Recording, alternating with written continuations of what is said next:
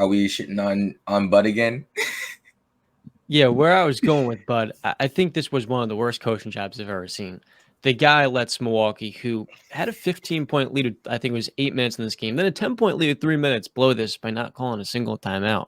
And then make matters even more worse, at the end of the game, allowing the Miami Heat to tie at the end to overtime, he takes Brook Lopez out so they can lob it behind backdoor. And next thing you know, Miami's going to overtime, win it.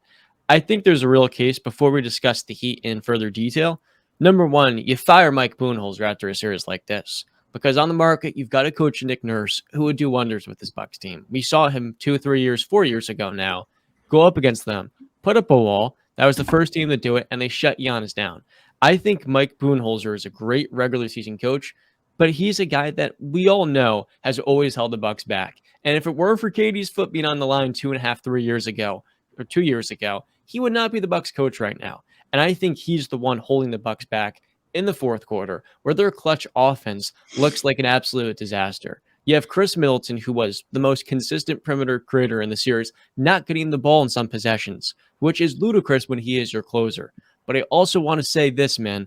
This does affect Giannis big time when we're talking about the best player in the world, because you can't miss 13 foul shots in the game. You can't be a total non-threat outside 5 feet. I know Brandon, he went, what was it, 17 of 19 in Game 6 versus the Suns 2 years ago in the finals, but for his career in the playoffs, Giannis shoots 62% at the foul line, and he's always gotten worse at the charity stripe.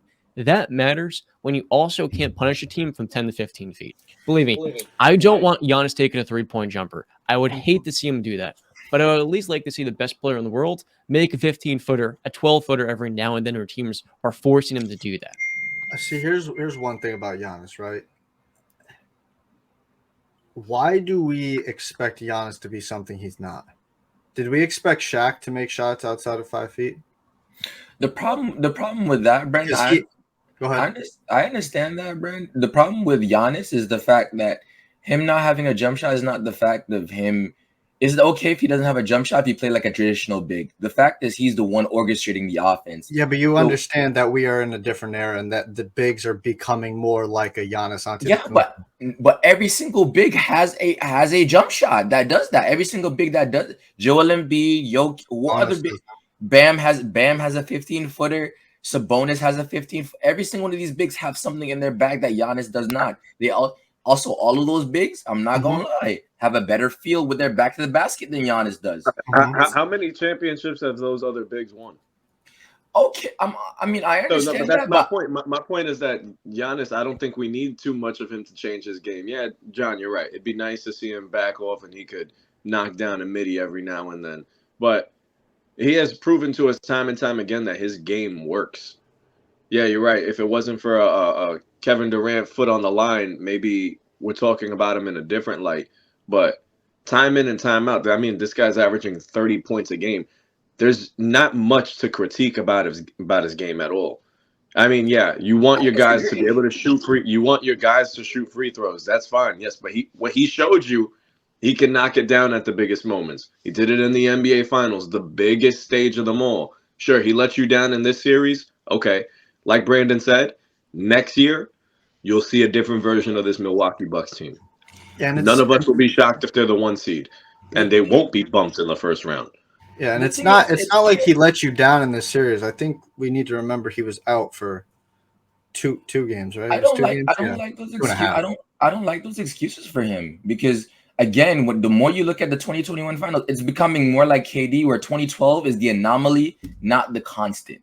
Like the 2021 run is so full of bullshit that it's constantly gonna get constantly brought up that this has a huge asterisk on it. You play the team that knocked you out in the bubble. You played them after they had a month and a half of rest. Jimmy's playing on an injury. Nobody else is 100%. You clean them out.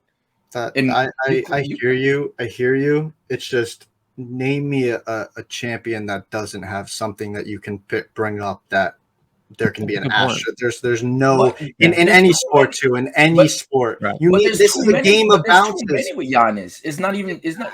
Oh, come on, man.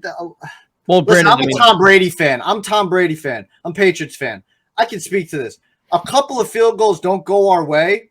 we're talking a whole different situation. Like, I know I don't bring it up a lot, but sports is a lot about luck, a lot about the ball just bouncing your way. It's in football, a game of inches, in basketball, whatever you want to call it. But I understand you and I hear you guys and I'm listening to you guys. And I do agree, Giannis, you got it. I said, you got to be better from the free throw line. You do. Would I like to see him develop a little bit of more consistent mid-range shot? Sure. But when you see Giannis, I think we can agree Giannis is still working on it. He's just not comfortable. It doesn't even look like he's comfortable when he's shooting, to be honest with you. He's not, it's not his game really. So, and the fact that he's able to average 31, a career high this year, 31, and he's got no consistent jumper is pretty insane. That's why I bring up Shaq, because Shaq even brought up in Inside the NBA last night. There were plenty of games where he shot crap from the free throw line, and he had 30, 35, 40 points, and he left so many points on the table, and they lost the game, and he looked back and said, man, I could have been better. But we still revere Shaq. He is a top 10 player of all time. So I get it, and I hear you guys. I truly do. But I truly believe Giannis will be back, and I think we got to – don't be a prisoner of the moment. Let's remember everything in totality about Giannis and also what happened in this series with the injury, him being down, him coming back. I don't hold this in such a high. I feel like this is okay, it happened. It's a black mark on your resume. Sure, I agree with that 100%. I'm not taking that away, but he'll be back. I fully expect that. The thing is, Brent, is that this isn't the first time it's happened with Giannis. This is a consistent theme that's only not happened once.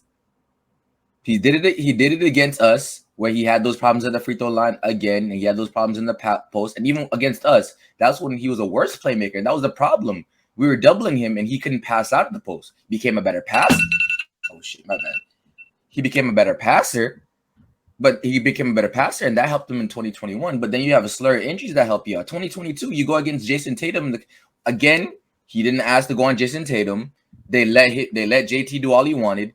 He misses a bunch of free throws again. Game 7, he goes 8 for 20 against us. It wasn't just the free throws. Down the line, he couldn't make a decision. He couldn't get downhill. Bam locked him up for 3 for 12 in the second half and overtime, and he had 3 turnovers. It's not he literally just could not create any type of offense for himself. It's gonna become a consistent problem around you, especially when the Bucks don't have any more cap space.